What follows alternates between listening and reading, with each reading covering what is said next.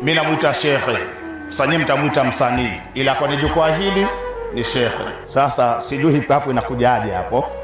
Bismillahirrahmanirrahim, kwa jina la Mwenyezi Mungu mwingi wa rehema na mwenye baraka. Leo tumekusanyika kuisherehekea futari, si kwa sifa mtu mmoja, bali kwa ajili ya Allah Mola wetu aliye mwenye kujaribu. Sasa ni mwezi mtukufu, Swaumu Ramadhani, mwezi wa rehema, mwezi wa baraka na mwezi wa sadaka. Futari si chakula cha kuondoa kiu au njaa, ni dua na baraka na upendo unaoshirikishwa. Basi tukawashirikisha madrasa kwenye dua pamoja na futari.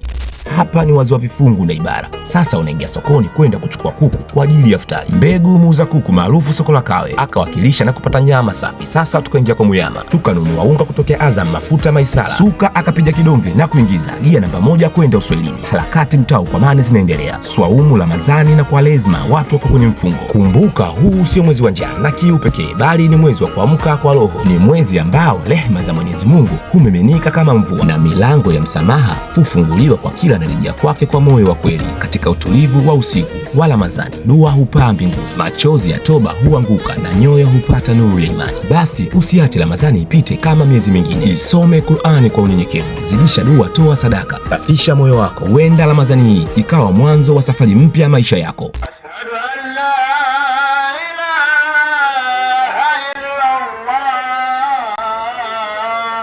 Baada ya swala sasa umma unapata futari ya pamoja. Kipekee tunashukuru wote waliweza kujitolea na kupata futari ya sadaka. Juzuu za Qur'ani sadaka kwenda kwa wanafunzi wa madrasa. Mwenyekiti Hamisi Chilemba kutokea Kawe Ukwamani akawakilisha kwa niaba ya serikali. Nyandu 26 mgeni rasmi akasema neno lake. Hiyo ni shukurani kwenu, nimeweza kujumuika na ndugu zangu katika imani, tumeweza kupata futari ya pamoja, tumeswali jamaa pamoja, ni jambo la furaha upande wangu.